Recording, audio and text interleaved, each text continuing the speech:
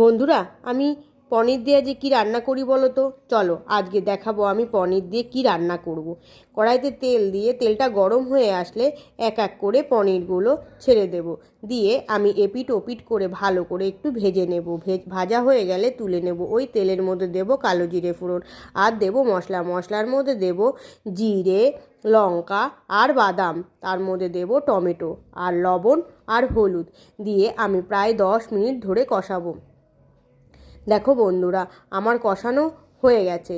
এবার আমি এর মধ্যে দিয়ে দেব হলো জল দিয়ে আমি 2 মিনিট ফুটিয়ে তার মধ্যে দিয়ে দেব হলো ভাজা পনিরগুলো দিয়ে আমি 10 মিনিট ধরে ফোটাবো। ফুটে গেলে এর মধ্যে দিয়ে দেব হলো গরম মশলা দিয়ে নামিয়ে ফেলবো। হয়ে গেল আমার পনির কষা।